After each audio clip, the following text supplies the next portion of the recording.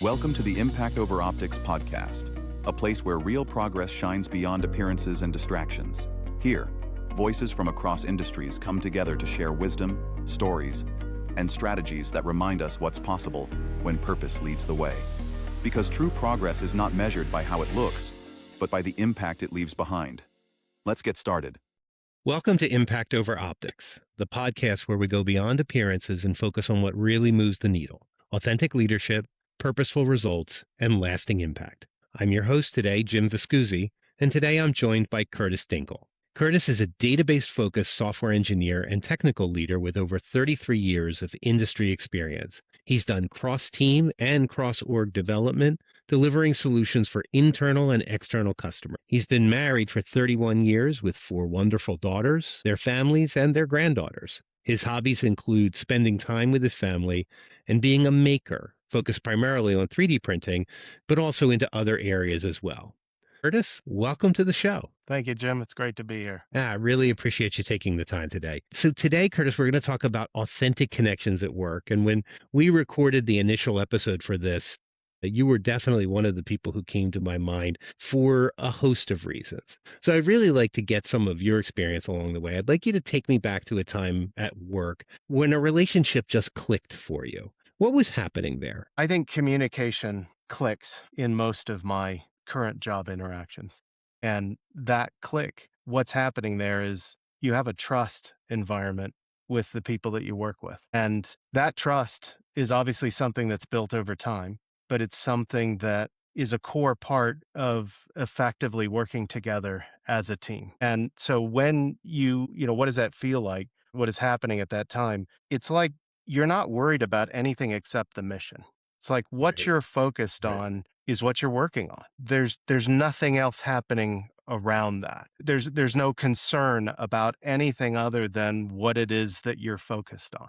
And I've been very lucky to have the opportunity to work with a number of folks that I've worked with, even in different positions in different companies over time, and have built those kinds of relationships and had the opportunity to work with people who have had that kind of trust for me and for what we're able to do together over the years in different settings with different team members, with the same team members sometimes in different companies, with new team members. That's really, a good way of saying it, Curtis. But I'm kind of curious, when you were in that relationship, when you were in that team that was mission focused and you really felt like you could just dig in, what changed for you?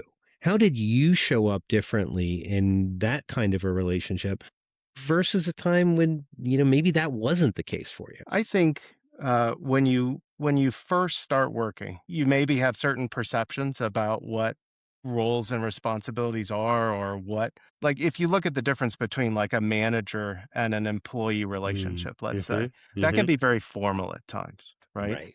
And sometimes that formality could start with how you interoperate between people in the same or even different teams when you first get there, right? You can be kind of worried about how you're representing yourself or about hmm what you need to know in order to do the things that you need to do. I think what's different is that once you get into a team setting where you have worked closely with team members under oftentimes stressful situations, working together on a common goal towards a shared end result, you quickly build bonds that survive through all this other happenstance that's happening around you, right? hmm And so I think, if I go back to when I first started, even I think the first time I had those kinds of connections was in my jobs in college. Like in jobs Okay. in high school, I started career-wise, right?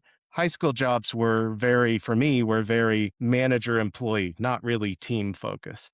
Right. In college, I worked, oddly enough, at Radio Shack, and I worked in my school newspaper. And in both of those settings, those were very collaborative types of settings. And my first closest, very deep relationships with coworkers started in those two settings. One of those closest coworkers was one of my first Radio Shack coworkers. And oddly Nice. enough, it started with, hey, you can't be cursing every n number of words, right? This is a family show. And that just led to just a much deeper relationship Mm, as we worked, and we became very close partners in what we were doing there. And nice. in the school setting, in the college setting with the newspaper, we were in under tight deadlines and getting the paper out each week and doing all that kind of stuff. And you just built these deep lasting friendships that lasted years. Yeah. Did you feel anything, physically or emotionally in those relationships? Those are, great experiences for how you were connecting, but how did that, sort of translate into how you specifically felt? Uh, yeah, I mean, I think you feel if I think about it, you feel open, right? You Hmm. feel you Hmm. feel close. You feel Yeah. connected. It's a friendship that evolves, but it may not be a I'm going out to go do X, Y, and Z friendship with somebody Hmm. initially, Hmm. right? It may not be I'm going to meet them outside of work friendship, but it's a, you know, it, it becomes that. It becomes a get engaged with the family and go do other things, Right. but that it's that same feeling though, right? it's Yeah, that's a great. Mhm. uh it's a joy to work Yeah. with someone on a thing, Yeah. right? It's a sense of accomplishment of a jointly achieved goal. It's a work friendship that starts a work trust Hmm. relationship, a work achievement relationship, someone you can reach out to, and you have that feeling of, maybe they're an expert in certain things. Maybe they're your go-to trusted resource on something. So you have that sense of like there's a mentoring relationship there, maybe even on some level. That's great. That I love the way when you describe it as a joy because I definitely feel that in some of the relationships that I thought of when we were doing this.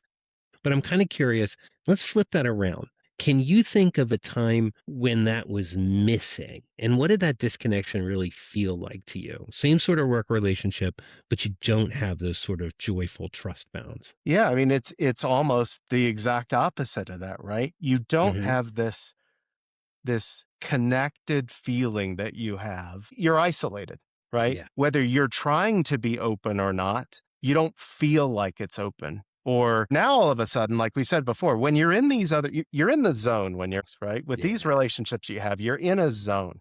You're in a zone where the other stuff just doesn't matter. You're Hmm. again, right? We're focused on what the thing is that we're doing. Hmm. And when you don't have that connection, it's either you just haven't built that connection, it's a professional relationship, it's Hmm. a transaction that's happening, right? You're being professional across whatever it is, but you haven't developed this deep relationship, right? So you don't have that underpinning extra just comfort and everything else. You just have your professional comfort at what you're doing, right? You're Right. confident in what Right. you're doing whatever. It could be the other way though, right? It can go all the way the other way. It can be a lack of trust, Hmm. right? It can be a relationship where people are questioning what is it that's happening in this situation, right? Now you're being concerned about the words you use. You don't understand why you don't have that relationship that you expected to have. Right. And maybe you came into it open and then all of a sudden something happens and it makes you question, wait a minute, why are we even in this position like this, Right. right? Right. So I love the fact that you use the word zone, right? That you get into the zone in certain things, and when it's not there, you feel that. We all live in a world now where many of our interactions are virtual, right? You don't get that same sort of be in the room or sit for a coffee sort of thing. So I'm curious, in your experience now, how do you intentionally try to build that trust, build that relationship when it's not there? What kind of strategies do you employ for that? So, over my career, a lot of time has been spent with distributed teams, with Mm, teams that are in multiple different locations. So even if we weren't, these days oftentimes working remotely from some place, you'd still be right. in a place working remotely with other folks. Right. So you end up having to build those skills. You end up doing a number of things like having one-on-one sessions with people, right? Mm, Working okay. individually, building team get togethers where, for your project or for whatever it is you're doing, you have the project focused sessions, but you also have time to actually just just talk as if there Hmm. were a water cooler, which there isn't, spanning those sites, right? Not everything is a formal session, right? Not everything. You just make sure that you have as much of that interaction that you need to have to build that relationship. It's a lot of one-on-one time, just working through whatever it is that you're working, but making sure that you're bringing various team members together too, and it's not always just, building the separate relationships one-on-one. Right, yeah.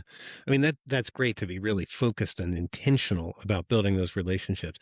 I kind of want to dig into that a little further. In your experience, what role does vulnerability play in that? How do you use tools like maybe humor or something like that to help you build those relationships? What works for you in those regards? I'm big on humor. It's funny, sometimes humor is a thing. Self-deprecating humor can be a helpful thing. Uh, recognizing when, obviously recognizing when you make mistakes can be a thing. One of the first strongest relationships I built was I joined a company, and on the first few days, the person who sat in the cube across from me was not there. He's on a business trip. And so they Hmm. said, "Oh, you use his computer while he's gone." I broke his computer, right?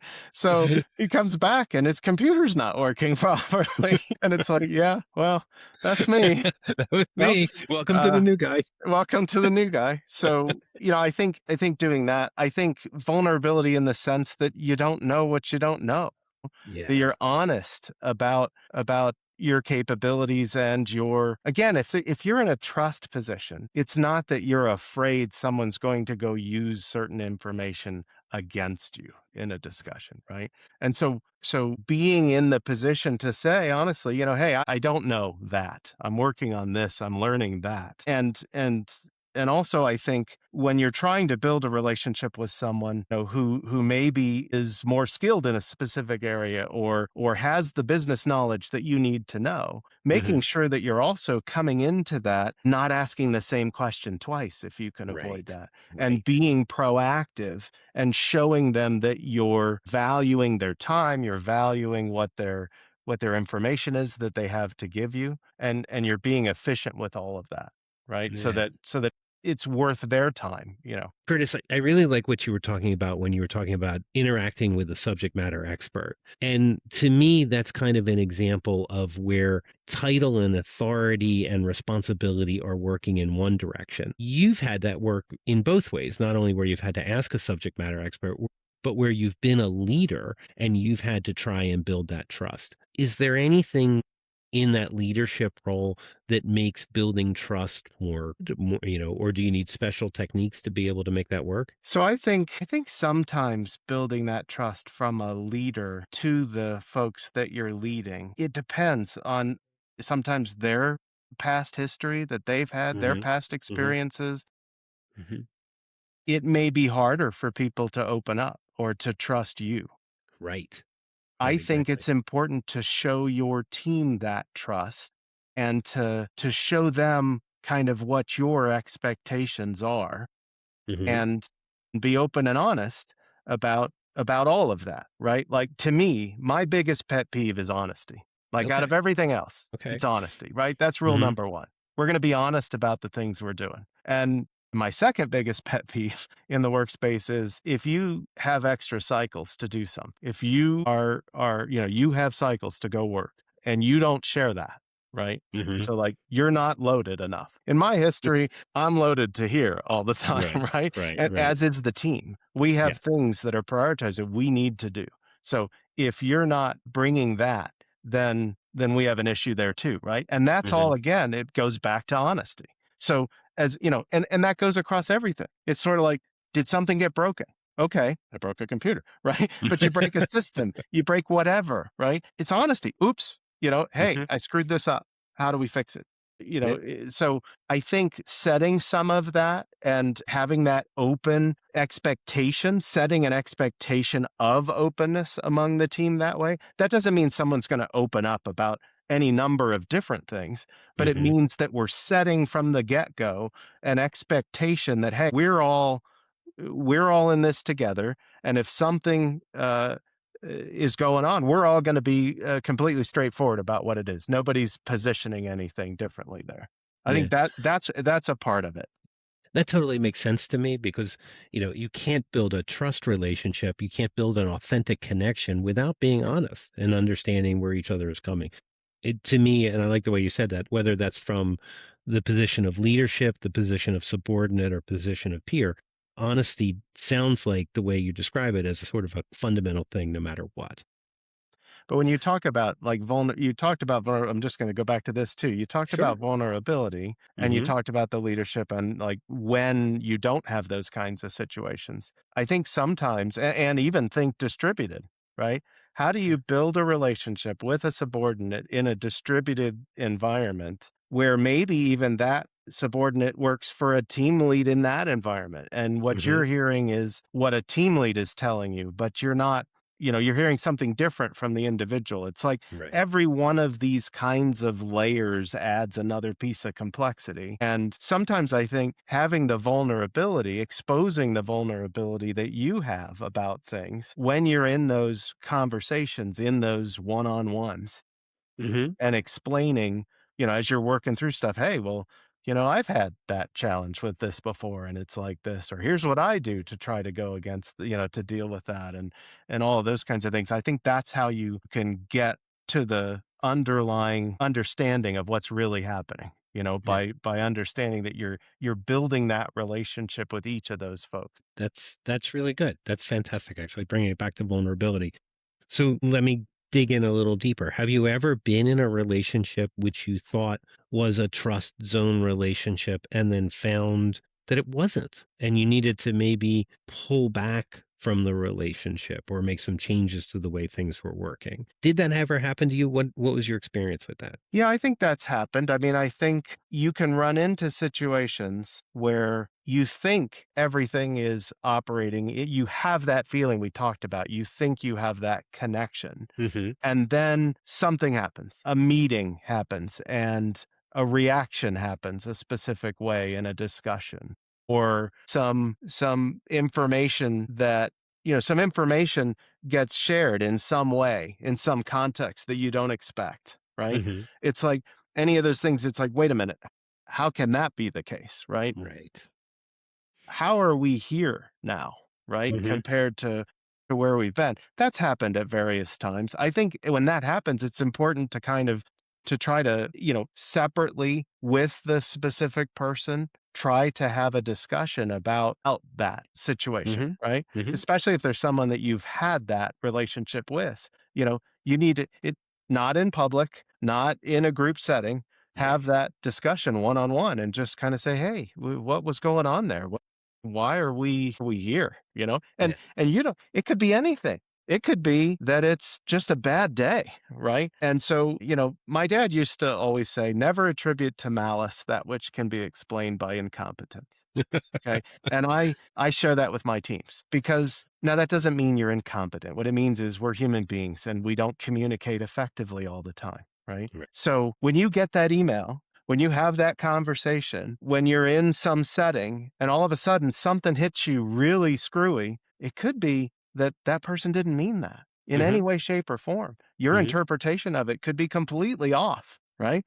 It's the Right. same rule as don't go reply to that email message on your first cut. Go read it again. That's Right. true with interpersonal discussion too, right? Hmm. Somebody not may not have meant anything negative by a discussion and by a point in a discussion it got set off from that, and that interpretation we may have not done a good job to cause in the way we communicated something that caused someone from their past experience to think, well, you meant this and now whatever we did. It goes the other way too, right? Somebody may have misinterpreted completely what it is that we're Hmm. saying. So I think that's a key part of it. When those Yeah. things happen, and I would say I've learned over time, right? Earlier on in your career, you don't necessarily have those skills. You don't necessarily think Hmm. those things. You don't necessarily go direct to the situation, right? Maybe you avoid conflict. Maybe you're not comfortable addressing what that issue is.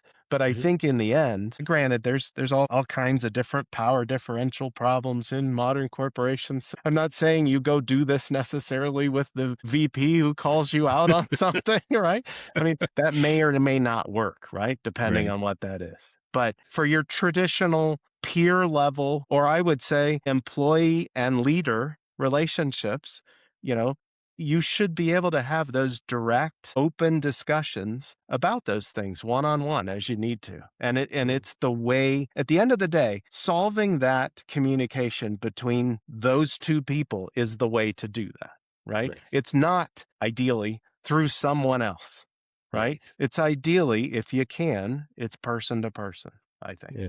I mean, that's a great piece of advice. And it's funny in a way, you sort of mentioned like your younger self and understanding things.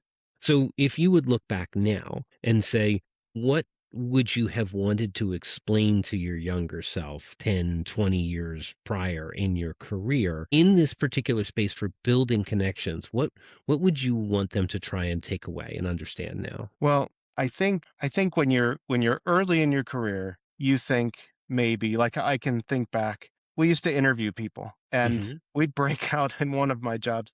We'd break out some stack of questions that were these deep technical questions. And sure, technical questions matter, but what matters so much more is understanding how someone's going to be a team player or how Yeah. someone's going to be a coworker, Hmm.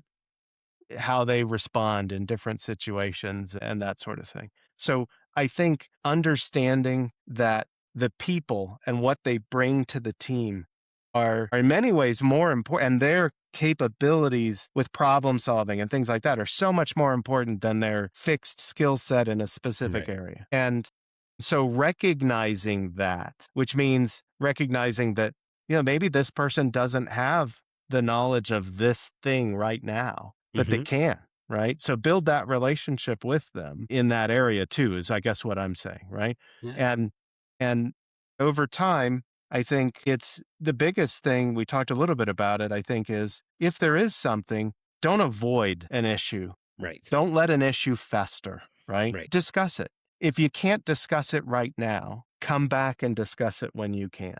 Hmm. People may be too heated in that communication, and frankly, having that ability to come back and have that discussion can help build that trust level Build a relationship. that we're talking about, right? So I think not avoiding those things doesn't mean has to be solved right now, because people are not ready for that Hmm. necessarily, but come back and have that discussion.